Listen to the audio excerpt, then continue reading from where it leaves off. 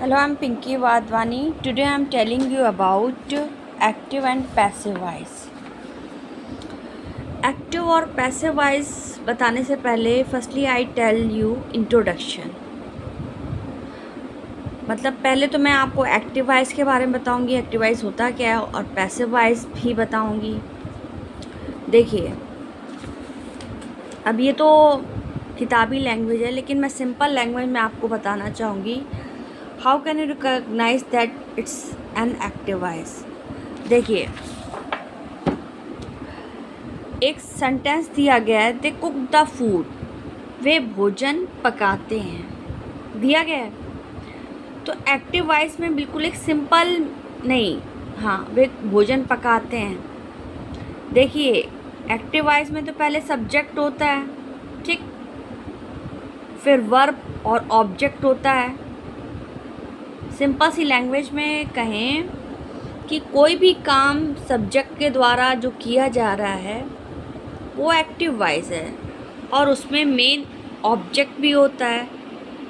वे भोजन पकाते हैं, दे कुक द फूड। जैसे मान लो suppose he writes a book, क्या दिया गया है, ही राइट्स अ बुक, वह एक किताब लिखता है। क्या लिखता है, किताब। तो यहाँ पर आपको ऑब्जेक्ट दिया गया, तभी तो आप पैसिव वॉइस बना सकते हो, ठीक है। दूसरा आपका देख लीजिए,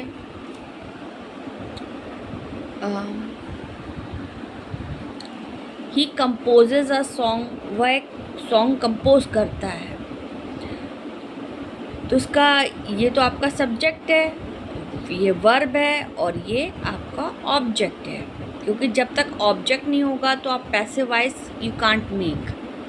सब्जेक्ट कैसे पहचाना जाता है ये भी देख लीजिए। जब स्टार्टिंग में आपका अगर हम कहते हैं वह एक सॉन्ग कंपोज करता है, तो वह ही जो है आपका वो सब्जेक्ट है, क्योंकि किसके द्वारा, उस वह ही कंपोजेज अ सॉन्ग, ही आपका सब्जेक्ट है, कंपोजेज वर्ब है, अ सॉन्ग क्या है आपका ऑब्जेक्ट है। अगर मान लो आपको एक सेंटेंस दिया जाता है, ही ईट्स द फूड, वह भोजन खाता है, वो क्या करता है। अगर मैं कह दूं खाली वह खाता है, तो वो एक्टिव वॉइस नहीं कहलाएगा। क्यों, क्योंकि उसमें ऑब्जेक्ट नहीं है। वह खाना खाता, ही ईट्स द फूड। तो अब इसको पैसिव वॉइस में कन्वर्ट करते तो ऑब्जेक्ट को सब्जेक्ट बना दिया जाता है, और वर्ब में जो चेंजेस है वो टेंस के अकॉर्डिंग होता है। क्लियर बात। अब देखिए, अब आपने एक्टिव वॉइस समझा। अब एक्टिव वॉइस में को आपको पैसिव वॉइस में कन्वर्ट करना है। ये लिखा है दे कुक द फूड, ठीक। देखिए, इसमें ये ऑब्जेक्ट दिया है, वे क्या पकाते हैं, भोजन। अगर दे कुक कहें तो ये आपका एक्टिव वॉइस नहीं होगा, क्योंकि उसमें ऑब्जेक्ट, अगर कहें कि वह गाता है, लेकिन किस सॉन्ग पे गाता है, तो आप यही बोलोगे ना वह गाना गाता है। तो जब तक आपको ऑब्जेक्ट नहीं, ऑब्जेक्ट आपको पता होगा वह काम करता है, तो वह काम करता है, तो वह तो सब्जेक्ट हो गया। करता है, does, he does the work, object है। वह खाना खाता है, वह क्या खाता है, खाना, तो खाना आपका ऑब्जेक्ट है। वह सोता है, लेकिन कहाँ सोता है, वो पलंग पर सोता है, तो पलंग आपका ऑब्जेक्ट है, और जो वह है ही वो आपका सब्जेक्ट है, ठीक है। और सोना आपका ऑब्जेक्ट, सोना आपका जो है वर्ब है। देखिए, लुक हियर नाउ, आपका sentence they cook the food, वे भोजन पकाते हैं। अब ये सब्जेक्ट, ये एक्टिव वॉइस है, क्योंकि मैं ये ऑब्जेक्ट है। ऑब्जेक्ट होगा तभी आप इसको पैसिव वॉइस में कन्वर्ट कर सकते हो। पहली बात तो देखिए, टेंस कौन सा है, दे कुक द फूड, ये प्रेजेंट इंडेफिनिट टेंस है। प्रेजेंट इंडेफिनिट टेंस में क्या होता है, देखिए इसमें इज एम आर नहीं लगता है, और ये वर्ब की फर्स्ट फॉर्म होती है। आपको फॉर्म के बारे में अगर पता होगा, first form, second form, third form, जैसे cook, cooked, cooked, cooked. Cook का ये फर्स्ट फॉर्म है, इज एम आर का यूज़ नहीं है, तो समझ जाइए आपका प्रेजेंट इंडेफिनिट टेंस है।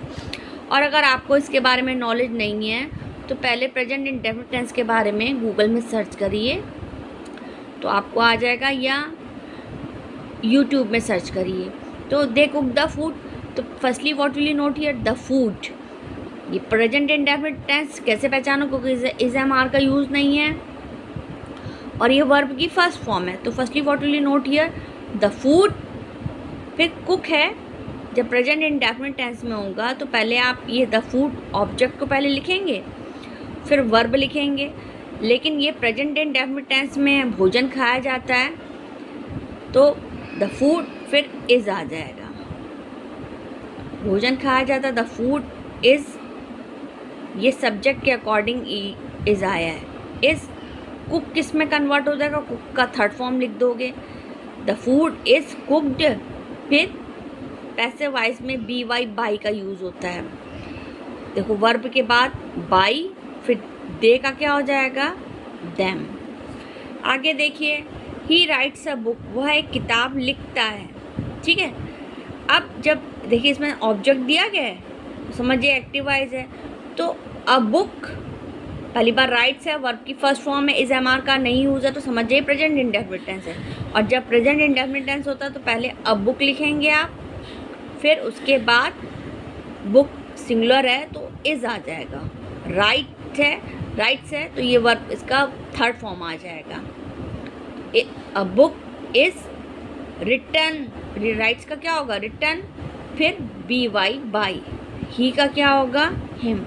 अ book is written by him, एक किताब उसके द्वारा लिखी जाती है। ही हिम में कन्वर्ट हो जाएगा, दे देम में कन्वर्ट हो जाएगा। फिर से देख लीजिए, अब बुक पहले लिखेंगे, प्रेजेंट इंडेफिनिट टेंस है तो सब्जेक्ट के अकॉर्डिंग इज आएगा।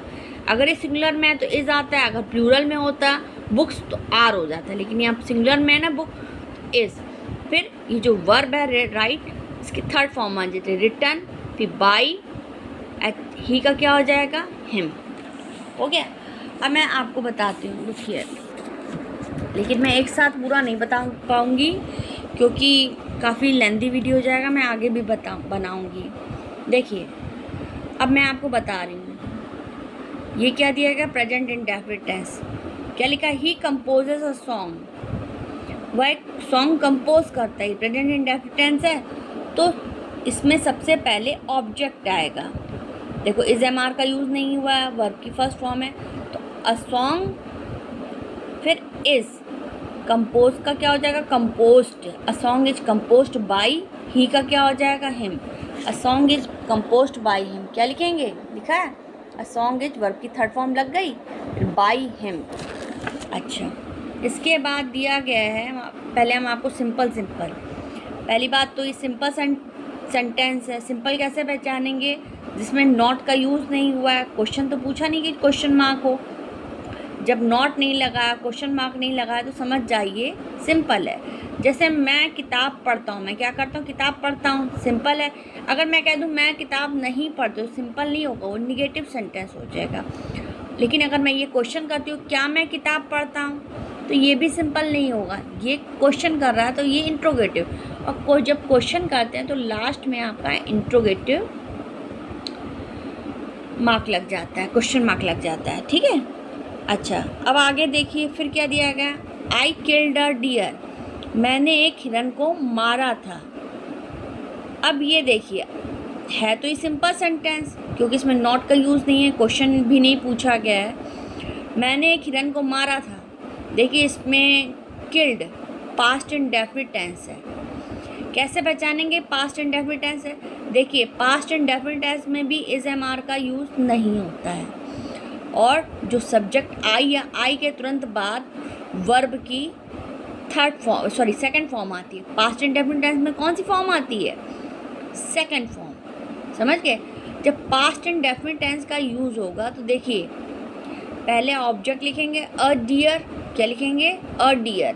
और पास्ट इंडेफिनिट टेंस में है सेकंड फॉर्म है तो वहाँ पर वॉज का ही, जैसे प्रेजेंट इंडेफिनिट में इज एम आर का सब्जेक्ट होगा। अ डियर देखिए आपका सब्जेक्ट है, वो सिंगुलर नंबर है, तो उसके अकॉर्डिंग पहले लिखेंगे अ डियर, फिर लिखेंगे वॉज, फिर किल्ड का किल्ड ही रहेगा क्योंकि किल वर्ब की फर्स्ट फॉर्म होती है, किल्ड। अगर वर्ब की फर्स्ट फॉर्म हो जाती है तो समझ जाइए वो प्रेजेंट नहीं, लेकिन सेकंड फॉर्म में इज एम आर का यूज़ नहीं होता, तो क्या लिखेंगे अ डियर, फिर वॉज किल्ड बाई मी। देखिए दिया गया है, a deer was killed by me. Was किसके अकॉर्डिंग? सब्जेक्ट। अगर ये सिंगुलर एक वचन में है तब वॉज लगेगा, लेकिन अगर सब्जेक्ट आपका प्लूरल बहुवचन में होगा तब वर यूज़ होगा। इस चीज़ का ध्यान देना। अगर बुक्स लिखा होता है तो वर हो जाता है, अगर बुक लिखा है तो वॉज होगा। सब्जेक्ट का ध्यान दीजिए। इसके बाद आपका दिया गया है, देखिए आपका ये क्लियर हो गया। इसके बाद है she will drive a car. वह कार ड्राइव करेगा, मतलब वह कार चलाएगा। तो ये विल का यूज़ हुआ एक्टिव वॉइस में। विल से समझ जाइए कौन सा टेंस है। जब आपके सेंटेंस में विल या शैल का यूज़ होता है तो समझ जाइए ये आपका फ्यूचर इंडेफिनिट टेंस है। विल शैल से समझ जाइए। देखो शी विल ड्राइव, और लास्ट में अधिकतर इसके जब बोलते हैं तो ये लिखता है वह कार चलाएगी, वह घर जाएगा। गा घी की आया तो समझ जाइए फ्यूचर इंडेफिनिट टेंस है। तो आपका लिखा है she will drive a car, वह कार चलाएगी। तो क्या करेंगे, सबसे पहले जो ये कार जो ऑब्जेक्ट दिया गया है वह चलाएगी क्या? कार। तो ये दिया गया अ कार विल है तो विल के साथ क्या आ जाएगा? Be. A car will be. Drive का क्या होगा? ड्राइव वर्ब की फर्स्ट फॉर्म, फ्यूचर इंडेफिनिट में वर्ब की फर्स्ट फॉर्म लगती है और विल शैल का यूज़ होता है। तो ड्राइव किस में कन्वर्ट हो जाएगा? ड्राइवन में। वर्ब की थर्ड फॉर्म हो जाएगी। अ car will B driven by. She किस में कन्वर्ट हो जाएगा? हर में। लड़की है ना, शी होगा तो हर हो जाएगा, अगर ही होता तो हिम होता, दे होता तो देम होता। देखिए लिखा है subject plus will shall plus be third form plus be by plus object. तो सबसे पहले क्या आएगा? सब्जेक्ट अ कार, फिर विल है, विल बी, ड्राइव है तो थर्ड फॉर्म आ जाएगा। देखिए थर्ड फॉर्म ड्राइवन, वर्ब के बाद बाई बी वाई बाई का यूज़ होगा, फिर हर। अभी और भी टेंसेस है उसके अकॉर्डिंग फिर उसमें भी चेंजेस आएगा। फिर आपका दिया गया he was buying a bike, वह एक बाइक खरीद रहा था। तो देखिए आपका ये सेंटेंस दिया गया है, तो firstly what will you do here? Was, पहली बात तो टेंस देखिए कौन सा टेंस है, कैसे पहचानोगे टेंस कौन सा है? पहली बात तो वॉज का यूज़ है, और वर्ब में बी यू वाई जो बाई है, बाई में आई एन जी का यूज़ हुआ है, तो समझ जाइए आपका पास्ट कॉन्टीन्यूअस टेंस है। पास्ट कॉन्टीन्यूअस में देखिए अधिकतर लास्ट में लिखते हैं रहा था, रही थी, रहे थे, तो फिर वॉज का यूज़ है और आई एन जी का यूज़ है। और दूसरी बात जो है क्या कहते हैं, अगर इस बाइंग होता, एम बाइंग होता, आर बाइंग होता तो वो प्रेजेंट कॉन्टीन्यूअस टेंस होता, क्योंकि उसमें आई एन जी लगता है और इज एम आर का। लेकिन यहाँ पर वॉज और वर्ब, वॉज और वर्ब का यूज़ होगा और आई एन जी, क्योंकि और हिंदी में से रहा था, रही थी, उसमें रहे हैं, रही हूँ, इज एम में। तो देखिए वॉज का यूज़ हुआ, आई एन जी हुआ, तो he was buying a bike, वह एक बाइक खरीद रहा था। तो अब इसको कैसे चेंज करेंगे पास्ट कॉन्टीन्यूअस टेंस में? तो ध्यान दीजिए जो अ बाइक है, firstly will note it subject a bike, फिर क्या लिखेंगे? वॉज। जब आई एन जी का यूज़ होता है तो वॉज के साथ बीइंग आता है, B E I N G. A bike was being, और बाई है ना, आई एन जी लगा, लेकिन बाई का थर्ड फॉर्म लगाएंगे क्या? अ बाइक वॉज बीइंग बॉट, कौन सा फॉर्म आएगा? थर्ड फॉर्म सब में आएगी। अ बाइक वॉज फिर बीइंग, देखो सब्जेक्ट के अकॉर्डिंग भी वॉज है, अगर यहाँ प्लूरल होता तो वर होता, तो क्या लिखेंगे? A bike was being bought by, bought verb के बाद बी वाई बाई का यूज़ होगा, बाई बी वाई बाई के बाद एच आई एम हिम। देखिए लिखा है अब, हाँ look here, a bike was being bought by him, मतलब एक बाइक किसके द्वारा खरीदी जा रही है? उसके द्वारा। अच्छा ये क्लियर हुई बात। मैं अभी आगे क्लियर करती हूँ। पहले मैं ये भी सिंपल सेंटेंस हो गया क्योंकि इसमें नॉट का यूज़ नहीं है ना, लास्ट में क्वेश्चन मार्क है कि क्या तुम पढ़ रही थी, ये क्वेश्चन है, वर यू रीडिंग। अच्छा क्या वे लिख रहे हैं, were they writing. Where are they going, वे कहाँ जा रहे हैं, where were they going. Question करा तो इसका मतलब ये इंट्रोगेटिव सेंटेंस है। आगे देखिए फिर आपका क्या दिया गया है? I shall be writing a letter, मैं एक पत्र लिख रहा हूँगा। देखिए ये आपका कौन सा टेंस है, पहले टेंस को पहचानिए। Firstly recognise tense. Will be shall be लिखा हो, विल बी यहाँ शैल बी का यूज़ है और वर्ब में ING का यूज़ होगा। तो समझ जाइए कौन सा टेंस है, which tense is it, it's future continuous tense. Will be और शैल बी का यूज़ होगा तो उससे समझ जाइए ये कौन सा टेंस है, फ्यूचर कॉन्टिन्यूअस टेंस।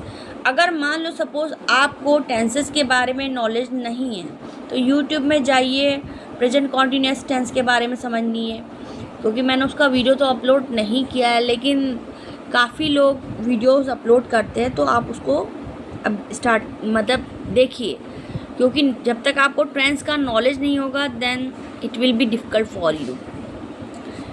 अब जैसे फ्यूचर कॉन्टिन्यूअस का है तो समझ जाइए वहाँ पर विल बी और शैल बी का यूज़ होता है और वर्ब में ING का यूज़ होता है। I shall be writing a letter, मैं एक पत्र लिख रहा हूँगा। तो इसको आपको पैसिव वॉइस में कन्वर्ट करना है, तो पहले जो ऑब्जेक्ट है उसे पहले नोट करेंगे, अ लेटर, फिर एक मिनट, जब आपका ये फ्यूचर कॉन्टिन्यूअस में होगा I shall be writing a letter, मैं एक पत्र लिख रहा हूँगा, तो there will be no changes, कोई चेंजेस नहीं आएगा, वो इसका पैसिव वॉइस नहीं बनेगा फ्यूचर कॉन्टिन्यूअस का, कॉन्टिन्यूअस टेंस का। फिर इसके बाद दिया गया she has cleaned the door. अब कैसे पहचानेंगे कौन सा टेंस है, देखिए हैज़ का यूज़ है और क्लीन्ड में वर्ब की थर्ड फॉर्म है, ये भी सिंपल है क्योंकि इसमें नॉट का यूज़ नहीं हुआ है और क्वेश्चन मार्क लास्ट में नहीं लगा है। तो she has cleaned the room, उसने रूम साफ़ किया है।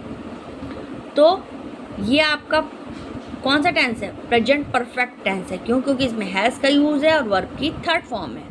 तो क्या लिखेंगे, सबसे पहले आप ऑब्जेक्ट लिखोगे द रूम, फिर हैज़ के बाद क्या लिखेंगे, हैज़ बीन, हैज़ के साथ अगर आता तो हैज़ के साथ बीन लग जाता है। The room has been cleaned, cleaned तो पहले ही उसमें वर्ब की थर्ड फॉर्म है तो फॉर्म को चेंज करने की जरूरत ही नहीं। The room has been cleaned by, cleaned के बाद बाई लिखोगे, फिर हर, द रूम, फिर हैज़ के बाद बीन, फिर क्लीन्ड बाई हर, क्योंकि शी है तो हर आ जाएगा। The room has been cleaned by her, room को उसके द्वारा साफ़ किया जाता है। अब आगे देखिए, फिर इसके बाद दिया गया they had noted down the homework, उन्होंने होमवर्क नोट कर लिया था। तो ये आपका सेंटेंस दिया गया है, देखिए इसमें हैड का यूज़ हुआ है और ये नोटेड लिखा है, तो समझ जाइए कौन सा टेंस है, ये पास्ट परफेक्ट टेंस है क्योंकि हैड का यूज़ था और इसमें हैज़ के साथ वर्ब की थर्ड फॉर्म थी तो इसलिए प्रेजेंट परफेक्ट है। और इसमें अधिकतर हिंदी में लास्ट में लिखते हैं चुका है, चुकी है, वह रूम साफ़ कर चुका है। यहाँ पर उन्होंने होमवर्क कंप्लीट नोट कर लिया था, मतलब उतार लिया था।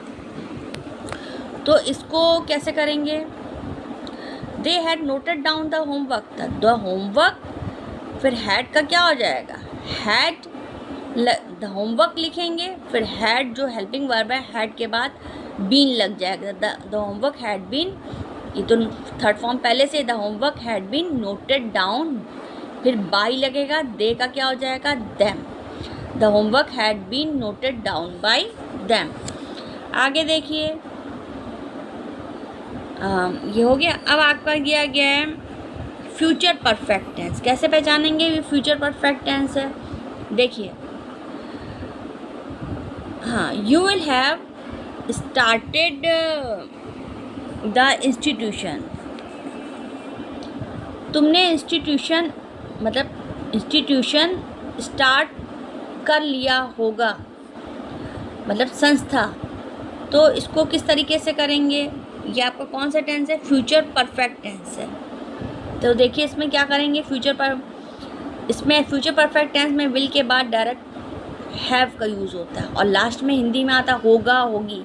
तुमने संस्था स्टार्ट कर लिया होगा, तो द पहले ऑब्जेक्ट को आप पहले नोट करेंगे, द इंस्टीट्यूशन, फिर विल हैव बीन आ जाएगा, क्या लिखेंगे, द इंस्टीट्यूशन विल हैव है तो बीन लग जाएगा, क्योंकि ये आपका कौन सा टेंस है, future perfect. Future perfect tense में विल हैव आता है, उसके बगल में बीन लगा, the institution will have been, फिर स्टार्टेड बाई, फिर यू।